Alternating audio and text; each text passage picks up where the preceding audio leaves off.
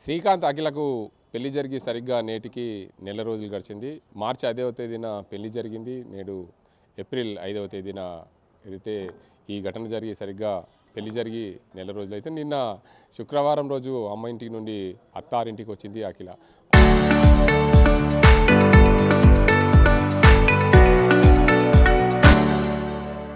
అఖిల అత్తారింటికి వచ్చిన తర్వాత శనివారం రోజు విగతజీవిగా పడింది. కుటుంబ సభ్యుల ఫిర్యాదు మేరకు పోలీసులు అయితే కేసు నమోదు చేశామని చెప్తున్నారు.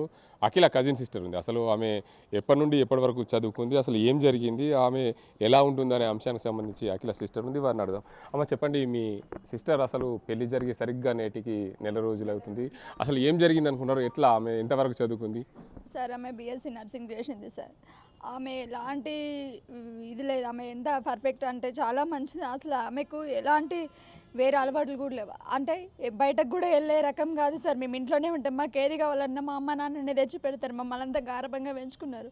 అన్నీ చేసిన తర్వాత ఆమె సంసారం చేయండి అంటున్నారు. వాళ్ళు చేయండి అయితే అన్నీ ఎందుకు తీసుకెళ్ళిపోతా, అన్ని ఆర్డర్ పెట్టుకుంది, నగలతో సహా అన్నీ కూడా బ్యాగ్లో పెట్టుకుంది. నేను నిర్మల్ వెళ్తా, అక్కడ ఉంటానని చెప్పేసి ఓన్లీ పుస్తలతాడు ఒకటి ఉంచుకుంది. అన్ని ఆర్డర్ పెట్టుకుంది. ఆయన ఎట్లా చేసిండంటే ఆమెను మస్తు టార్చర్, ఇంకా చెప్పలేని టార్చర్ చేసిండు. ఆమె కొన్ని చెప్పుకోలేని పరిస్థితిలో ఉండిపోయింది. మా వాళ్ళకి చెడ్డ పేరు వస్తుంది అనుకుందో ఏమనుకుందో తెలియదు. ఇక ఆమెని చెప్పలేను సార్. ఆ భాష అంత బలగా ఆయన మీద చేసిండు. ఆమె వాళ్ళే మాత్రం చంపేసిండ్రు సార్. వాళ్ళే చంపేసిండ్రు ఆమెను. అంటే ప్రధానంగా అతనికి ఇంతకుముందు కానీ మీరు మీ ఇంటికి పెళ్ళికి వచ్చేటప్పుడు కానీ ఎలాంటి అనుమానమైన ఎప్పుడైనా వ్యక్తం చేశారు? లేదు సార్, అలాంటిది ఏం లేదు. మాకు వాళ్ళ గురించి ఏం తెలియదు. ఒక మీడియేటర్ మధ్యవర్తిగా సంబంధం తీసుకొచ్చిండ్రు. ఆ సంబంధం వల్ల సరే మంచిగా ఉంటానన్నారు కదా అని చెప్పేసి ఇది చేసినాం, ఒప్పుకున్నాం, చేసినాము. కానీ వాళ్ళే ఇక వాడు మొత్తం సైకో సార్. ఒక రకంగా చెప్పాలంటే సైకో. మాకు ఇక్కడ ఎవరు చుట్టాలు లేరు, ఏం లేదు. మధ్యవర్తిని నమ్మినాం సార్ మేము. ఆమెకు కూడా చెప్పిందంట అన్ని, కానీ మాకు చెప్పలేదు. ఆమె రాత్రి పండుకున్నప్పుడు కూడా అమ్మకి ఏమేమి జరిగినాయి అన్నీ చెప్పిందంట. మా అత్తమ్మకి చెప్పింది. మా అత్తమ్మ వారం రోజులు ఆడనే ఉండే, కానీ ఒకటి మాకు చెప్పలేదు సార్. ఆమె చెప్పక మాకు ఇప్పుడు మా అత్తమ్మ వచ్చి చెప్పింది. ఆమె మధ్యవర్తికి కూడా చెప్పిందంట మొత్తం ఏం జరిగిందనేది. వాడే చేసిండు మొత్తం. వాళ్ళ ఇంటి వాళ్ళందరూ వాళ్ళ యారలకి ఏమవసరం సార్. వాళ్ళ యారలు కూడా వీళ్ళ ఇంటికాడ ఉంటుంది, వాళ్ళ అవ్వగారి ఇంటికాడ ఉంటుంది. నువ్వు ఫోన్ చేసి ఎన్ని రోజులు ఉంటావు అన్నే, అటే ఉండు మరి అని చెప్పేసి నిన్న పొద్దున కూడా తిట్టిందంట మొన్న. అయితే ఆ బాధ కూడా పోయింది. ఆమె పొద్దున ఏమేమి చేసిండో సార్ ఆమెకు మొత్తము. ఏమైనా అదనం కట్నం కోసం ఏమైనా వేధించడం స్టార్ట్ చేశారు? పెళ్ళై నెల రోజులైంది, కట్నం అంతా ఇచ్చేసినాం సార్. బండి పైసలు కూడా ఇచ్చేసినాము. ఆమెకు 5 తులాల బంగారం పెట్టినాము. అన్నీ ఏం రూపాయి లేకుండా ముట్ట వేపినాం సార్ మేము. ఇక అదనం కట్నం అడిగిండు. ఆడు సైకో ఉన్నాడు సార్. మొత్తానికి ఆడు సైకో. మాకు పెళ్ళప్పుడే 15 లక్షలు అడిగిండు. మేము 15 లక్షలు మొత్తం కాదు అని చెప్పినాం. నీ ఇష్టం ఉంటే ఇంత ఇస్తాం, లేకపోతే లేదు అంటే బిచ్చగలలాగా అడుక్కున్నారు సార్ మాకు. అసలు వాళ్ళ బావ కూడా మాకేం అవసరం లేదు, వాళ్ళు పేదవాళ్ళు ఉన్నారు అంటే మాకోసం ఉన్నామని కూడా అడిగినాం మేము.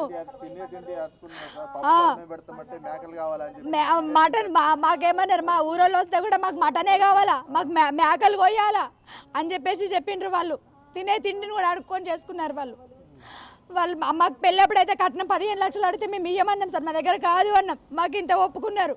ఇంకా దానికి లోపల చెప్పుకోలేని ఎన్ని టార్చర్లు చేసిండో వాడు తెలియదు. ఇక రాత్రి ఏమేం చేసిండో సార్. పొద్దున కూడా మా అమ్మ వాళ్ళతో ఒక 2 నిమిషాలు మాట్లాడుతుంటే వాళ్ళకు అది బాధ చెప్తానని ఫోన్ చేసింది. కానీ వాళ్ళందరు చుట్టుపక్కల ఏమున్నారు, మాట్లాడలేరు. తర్వాత వాళ్ళ అత్త గుంజుకొని ఫోన్ మాట్లాడిందంట. ఆమెను పొద్దున్నే వాడు మధ్యాహ్నం నిర్మల్ పోయినట్టుండో కానే కాదు, మాకు 3-4 గంటలకు ఫోన్ చేసిండ్రు. వాళ్ళు పొద్దున్నే చంపేసిండ్రు సార్. నిజంగా తప్పు చేయనోడు అంటే అంతమంది పోలీసులు ఎందుకు వస్తారు సార్? ఆడికి 40-50 మంది పోలీసులు ఉన్నారు. ఎందుకున్నారు సార్ ఆడ? మరి మేము వచ్చేదాకా ఎందుకున్నారు ఆడ? మాకు రూమ్లో చూసేదాకా మాకు చూపించి ఇప్పాలి కదా. మాకు రానివ్వలేరు. మాకు ఒక్క క్షణం కూడా చూడనివ్వలేరు. పిల్లని గరగర గుంజుకపోయిండ్రు సార్. ఇట్లా మాకైతే న్యాయం కావాలి.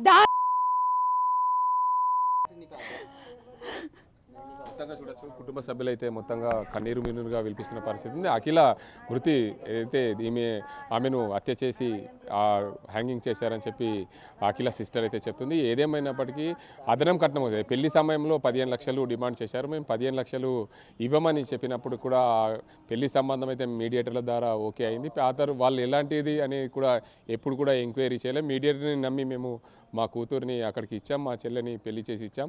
సరిగ్గా నెల రోజులు కూడా గడవలేదు. శుక్రవారం రోజు ఇంటికి ఎప్పుడు వస్తావు అని చెప్పి బెదిరింపులకు పాల్పడి మా చెల్లెని ఇక్కడికి తీసుకొచ్చుకున్నారు. ఖచ్చితంగా ఈ ఘటనకు సంబంధించి చూసుకుంటే అఖిలను ముందే హత్య చేసి ఇలా హ్యాంగింగ్ చేశారని చెప్పి కుటుంబ సభ్యులు అయితే ఆరోపణలు చేస్తున్నారు. మొత్తానికైతే విగితజీవిగా పడి ఉన్న అఖిల సంబంధించి న్యాయం జరగాలి. కుటుంబం సభ్యులైతే మాకు న్యాయం జరిగే వరకు న్యాయ పోరాటం చేస్తామని చెప్పి అఖిల సిస్టర్ చెప్తున్న పరిస్థితి.